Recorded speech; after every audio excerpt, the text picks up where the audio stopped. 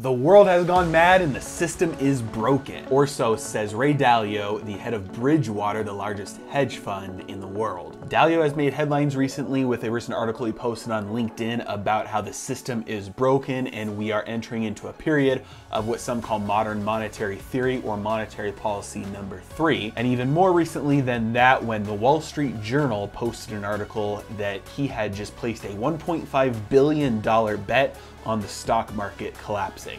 He subsequently denied that he had placed any such bet, and so today we're going to dive in and see, is Dalio short the market, why he might be, and what that means for you and your portfolio. Let's dive in.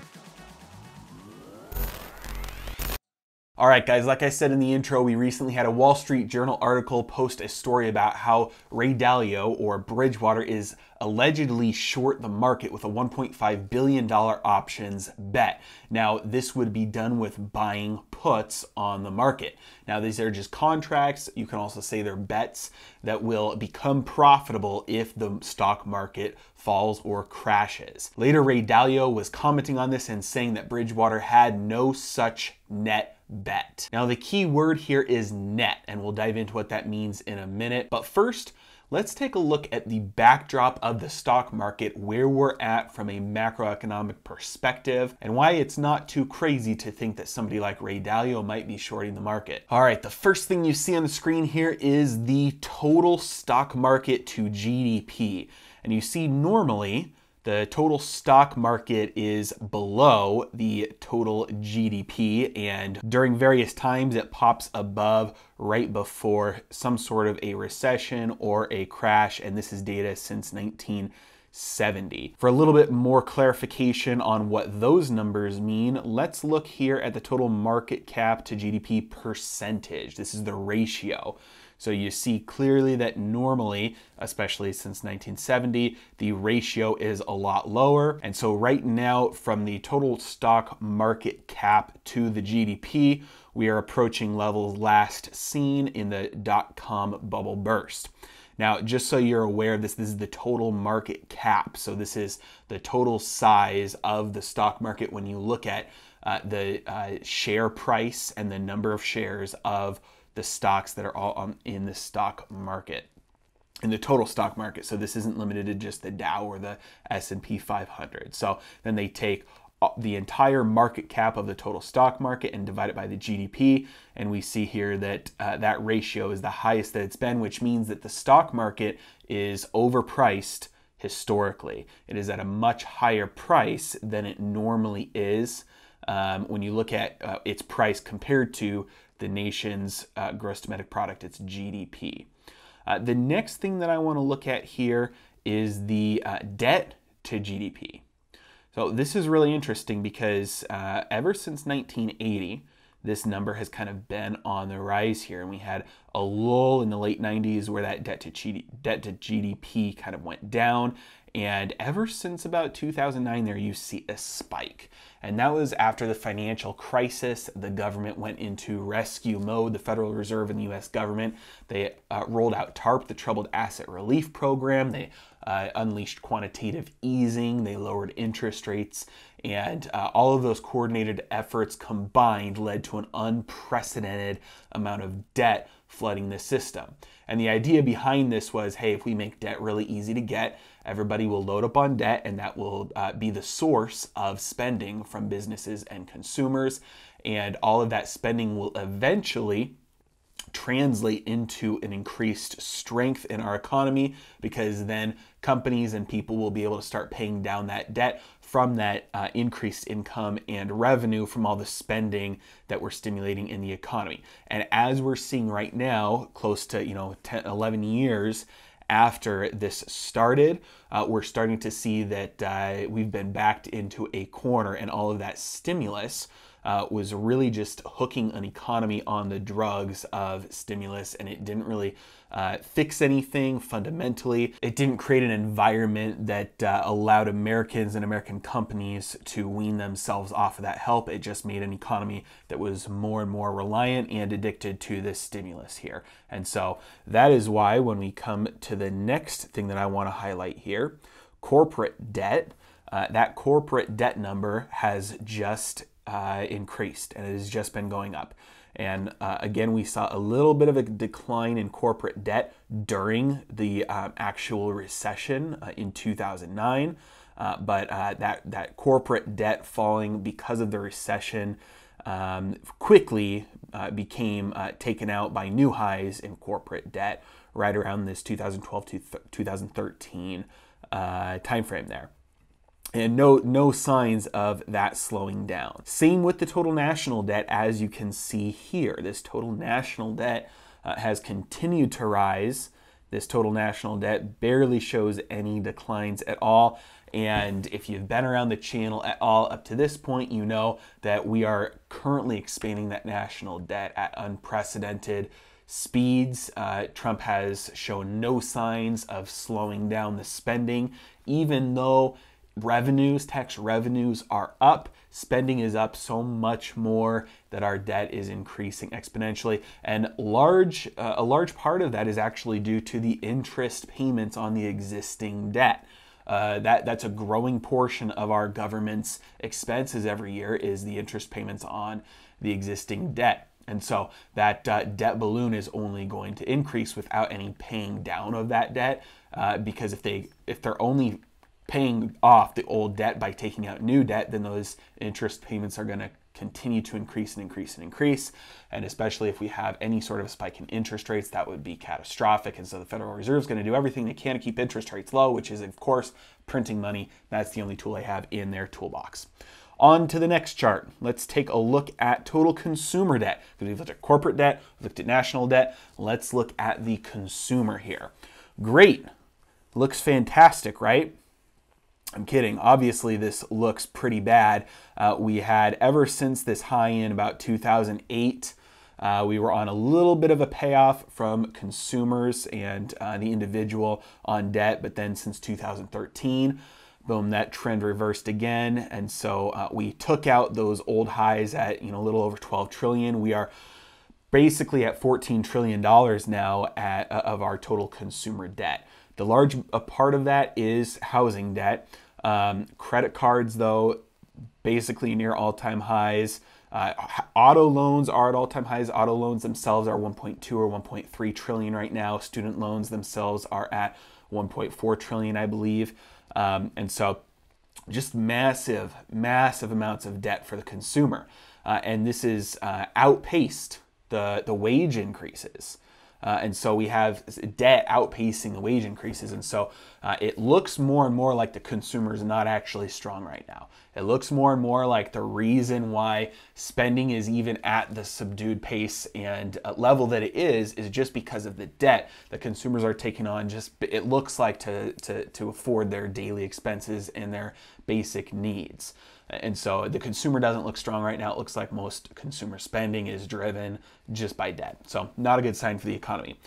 Let's take a look at real GDP, because we were looking at the valuation of the stock market compared to GDP. So now let's look at what GDP has been doing. Look, these charts come from, most of the charts that I'm showing you here come straight from the Federal Reserve. So this one is from the St. Louis Fed. So this shows the real GDP. So real GDP is GDP that is adjusted by the official inflation numbers. Real inflation numbers are probably a lot higher than what they state, but even the Federal Reserve's official inflation numbers, if you adjust GDP numbers for inflation, I mean, look at this. Ever since the 50s, we've just had a declining top in our GDP. So obviously this number fluctuates a lot. It goes up and down, but there's a clear trend that our GDP, our high GDP numbers, have been slowly dropping and dropping and dropping.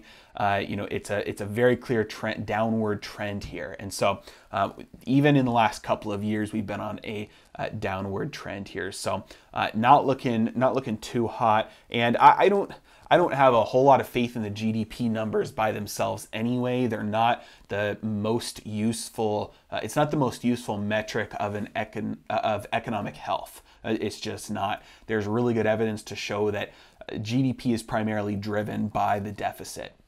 So it's really not a good indication of the health of an economy, but it's telling that when the Federal Reserve is putting these numbers out and saying, here's what we're using to gauge the economy, and it's showing, especially on a long-term historical basis from the 50s, that it's on a downward trend. If the official numbers they're putting out are bad, real numbers are probably even worse.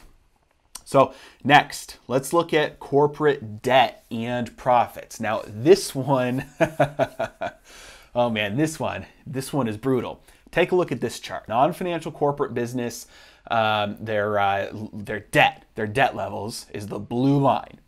The red line there is profits before tax. Unbelievable. It is just, the chart speaks for itself. Almost nothing to say here other than how can anybody say that we have strong fundamentals in our economy right now? It's very, very, very clear that everything in our economy is built on a massive pile of very fragile debt. Profits aren't growing. Corporate profits, they're not growing. They were growing for a little bit, and very, very consistently for the last 5-6 years, they've been on a slow little decline. And that corporate debt, it's at $10 trillion right now. That is, there's a huge divergence there between the amount of debt that corporations are taking on versus their profits. So it's clearly not translating into the original intent back when, all this stimulus started 10 years ago to kickstart the economy again. Hasn't worked. Very clearly, we can see that here. So that is corporate debt to profits. Now, this is another one here that I want to take a look at, and I think this is the last chart we're going to take a look at here. This is the last 3 times we've had a yield curve inversion. The yield curve inversion is the 10-year Treasury and the 2-year Treasury when the interest rates basically flip-flop, because normally longer-term debt has a higher interest rate than short-term debt. And so when those interest rates flip-flop, that is called the yield curve inversion, and that's a sign that a recession is coming soon. And so we can see last time this happened was right before the great financial crisis. The time before that was right during the dot-com bubble burst. And so we've seen, and then normally the other thing that happens during this time, when the yield curve inverts, is it usually steepens again pretty severely. So you haven't heard anything about yields lately in the news and in the financial sector because it started to steepen again. So they say, "Whew, we're out of the woods now. We don't have to worry about that." But that's not the case. Every single time the yield curve inverts, it subsequently steepens, and then it steepens severely because everybody wants more interest on their debt because inflation is going up, and so the cost of money goes up, and so you're going to see that yield curve steepen more and more, and that is not a sign that we're free and clear. That's a sign that a recession is right on the horizon. Now, the thing about anything financial and policy and the Federal Reserve printing money, quantitative easing, the repo operations, the lowering of the interest rates, everything they're doing, these all take a long time to have their effects seen in the economy. So the very first place the money hits is assets.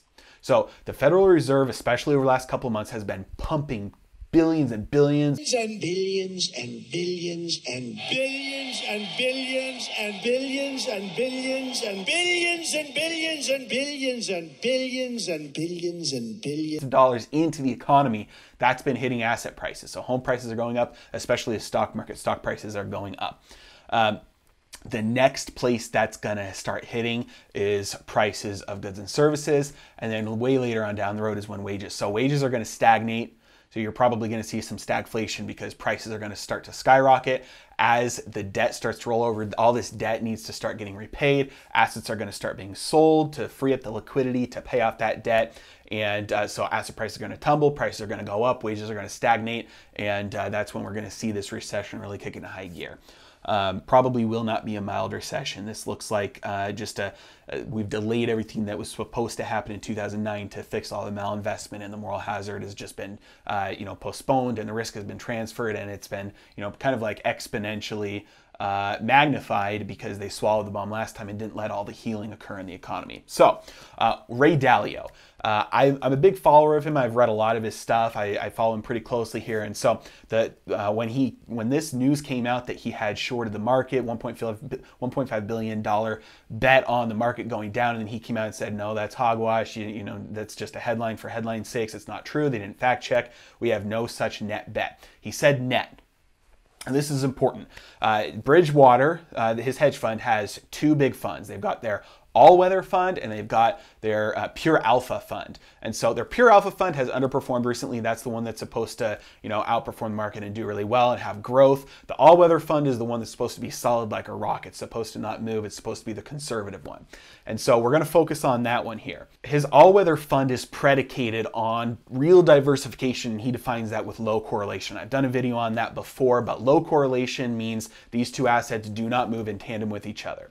So a stock like Costco and Facebook and Amazon and AT&T and McDonald's, those companies have nothing to do with each other, but they have extremely high correlation because they're all in the same basket, the S&P 500, some of them are in the Dow. So you have these companies that will go up and down in the same percentages, the same amount, because every time somebody buys the stock market through all these index funds and retirement funds and pensions and all the investment baskets out there are basically buying and selling the exact same companies when they buy and sell the stock market. So all these companies that are not actually correlated in their real business activities have very similar performance in the stock market. And so his all-weather fund is designed to find assets that have low correlation in terms of performance. And so he's not going after just pure diversification from a number standpoint, because it doesn't matter if you have 500 companies if they all have the exact same performance. So he's looking for assets that have very low correlation. So if this all-weather fund has any exposure to the stock market whatsoever, the lowest correlation to a stock market portfolio is going to be a basket of puts. Because if the stock market goes up, those puts are wrong and they go down. If the stock market goes down, those puts end up being a right bet and they go up. And so